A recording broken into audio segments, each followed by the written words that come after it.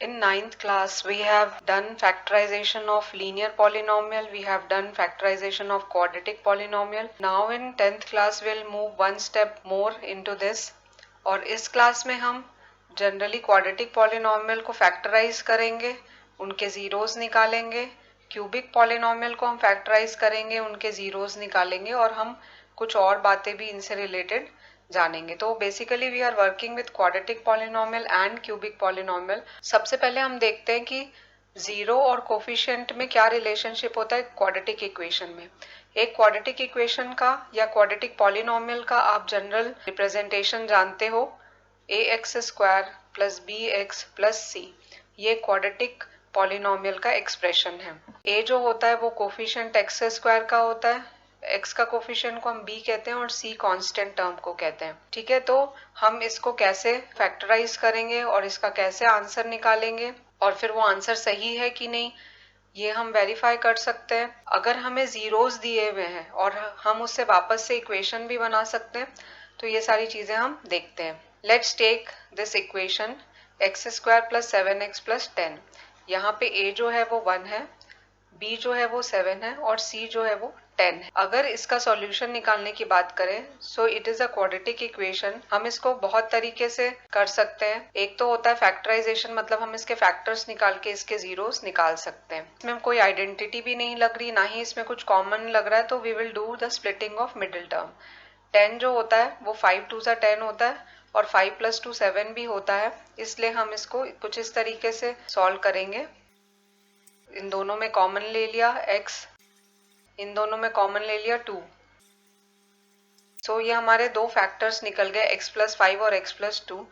इसकी वजह से जो सॉल्यूशन निकला, एक आया है x इज इक्वल्स टू -5 और दूसरा सॉल्यूशन है x इज इक्वल्स टू -2. ऐसा इसलिए होता है क्योंकि देखो हमें x की ऐसी वैल्यू चाहिए जिससे ये पूरे पॉलिनोमियल की वैल्यू 0 हो जाए. अगर आप पुट करके देखोगे -5 इस इक्वेशन में, तो ये पूरा इक्वेशन 0 बन जाएगा. सिमिलरली अगर आप -2 भी पुट करोगे इस इक्वेशन में, तो भी ये पूरा इक्वेशन 0 हो जाएगा. ऐसा इसलिए होता है क्योंकि देखो ये पॉलिनोमियल इस फैक्टर में कन्वर्ट हुआ. अब इन दोनों का मल्टीप्लीकेशन 0 कब आएगा? जब इन दोनों में से कोई भी एक चीज 0 हो जाएगी. मतलब आइदर x प्लस 5 इज 0 और x प्लस 2 इज 0. जब x प्लस 5 0 होगा तो x की वैल्यू -5 आ जाएगी और x प्लस 2 जब 0 होगा तो x की वैल्यू -2 हो जाएगी. इस तरीके से हमें ये दो आंसर्स मिल गए. Because it is quadratic polynomial we will get 2 zeros. तो हम एक जीरो को हमेशा अल्फा से डिनोट करते हैं और दूसरे जीरो को हम बीटा से डिनोट करते हैं. Now there is a relationship between the answer and the coefficients of this. I mean to say that there is a relationship between alpha, beta and a, b, c. तो आपको ये दो फॉर्मूले याद रखने हैं इसमें कि alpha plus beta is equals to minus B upon A. हम वेरीफाई कर सकते हैं कि हमने जो इक्वेशन सॉल्व किया है वो सही है कि नहीं है. अल्फा प्लस बीटा, यहाँ पे अल्फा प्लस बीटा क्या हुआ? -5 प्लस -2 और minus of b upon a. Minus b is 7 and a is 1. So it will be -7 is equals to -7. तो ये रिलेशनशिप ट्रू होल्ड कर रहा है, मतलब हमारा सॉल्यूशन सही है. तो आपको याद रखना है sum of the roots is -b upon a. Similarly there is one more thing, product of the root is c upon a. So product is -5 into -2 is equals to c is 10 upon 1. So it will be 10 is equals to 10. So this is the second equation which you have to remember, second formula which you have to remember for the quadratic equation कि sum of the roots जो होता है वो -b upon a होता है और product of the root जो होता है वो c upon a होता है. ये आपको बहुत अच्छे से ध्यान में रखना है. अब हम देखते हैं कि अगर हमें आंसर्स दिए हुए हों तो हम किस तरीके से उससे इक्वेशन बना सकते हैं. देखो हमेशा दो तरीके होते हैं सॉल्यूशन से इक्वेशन बनाने के. जैसे आपको अगर यहाँ पे दो रूट्स दिए हुए हैं -5 और -2, अल्फा -5 था, बीटा जो था वो -2 था एंड रिमेम्बर द इक्वेशन थी x square plus 7x plus 10. अब हम देखते हैं कि इससे हम कैसे वापस से इक्वेशन में पहुंच सकते हैं.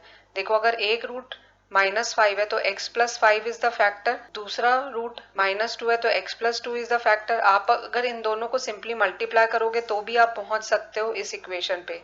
यह आ जाएगा x square plus 5x plus 2x plus 10. So it will B x square plus 7x plus 10. But एक और तरीका है जिससे आप रूट से इक्वेशन तक पहुंच सकते हो।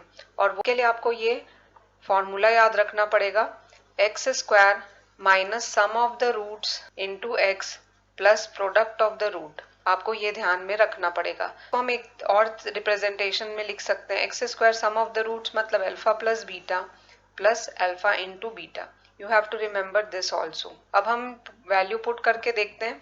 X square sum of the roots क्या है, इन दोनों का सम क्या है, -7x and product of the root is +10। यहाँ पे ये माइनस है, so it will be -7 would be x square plus 7x plus 10. So this is the how you arrive at the equation with the help of roots. This you have to remember.